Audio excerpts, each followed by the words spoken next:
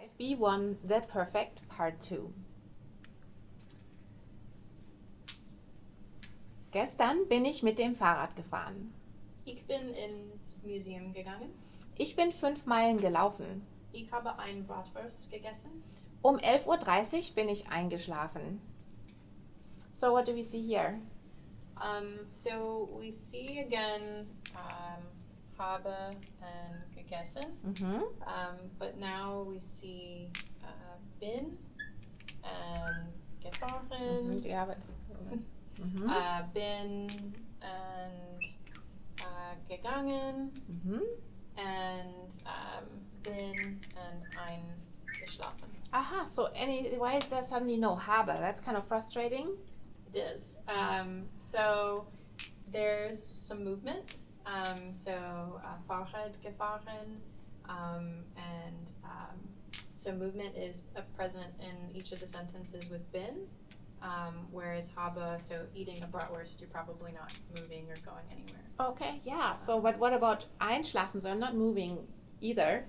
No. Hopefully, unless you're sleepwalking.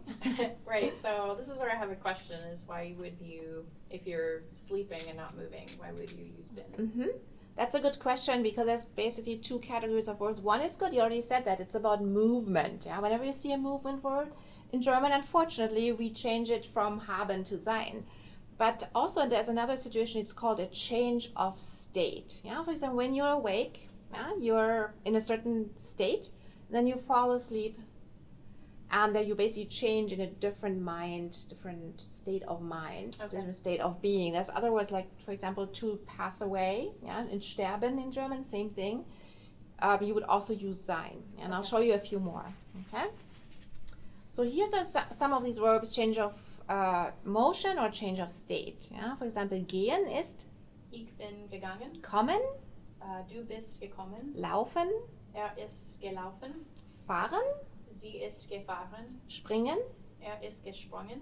And here, these are the motion verbs. Here's some that are change of state. For instance, sein itself is also to be. It's also a very philosophical verb, to be or not to be. So wir sind gewesen. Gewesen. Aufwachen, wake up in the morning. Aufwachen ist Ihr seid aufgewacht. einschlafen. Sie sind eingeschlafen. So there you can see these are some of these verbs.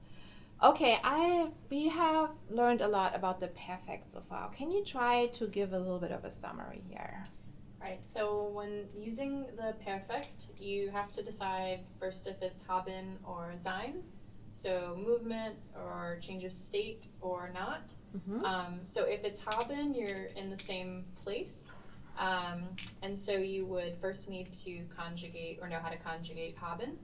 And then you would have to determine if the verb was regular or irregular. And then you can tell that it's irregular because those are the strong Germanic verbs. So they usually just have GE and EN. And then regular usually start with GE, but they have a T at the end. If you were moving or have a change of state, you'd use sein, so you need to know how to conjugate sein. And then most of the verbs tend to be irregular, so that kind of helps you if you're using sein. Yeah, so they have a GE and at the end they don't have a T, but what do they have? Usually instead? an EN. Okay. Yeah, this looks really good. So when we have the perfect with sein, only a few verbs form the perfect with sein actually. They are all verbs that indicate a change of condition, state, or location. And they never take a direct object. They're not that many, but unfortunately we use them a lot. Because we do talk about motion and movement a lot, like walking, hiking, going places. So even if they're not many, we will encounter them pretty often in daily life German. So here's, for example, I already said a few, like laufen, kommen, bleiben, fahren, and many more that require sein. Let's look here. We have here the conjugation of sein. Ich bin, du bist, sie, es ist, wir sind, ihr seid und sie sind. Let's try to use it now here, the first sentence. Okay. So ich bin am Samstag zu Michaela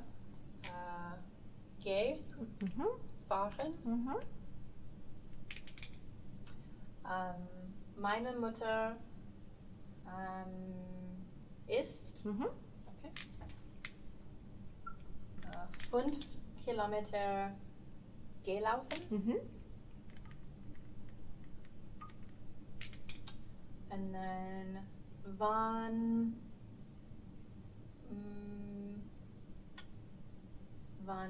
sind? Sigmund Freud is one person or two? One. So So wann it would be sie or es is wann ist? ist, ja? Okay. Mhm. So wann ist Sigmund Freund Sterben ist gestorben. gestorben? Mhm. Und bist du? Mhm.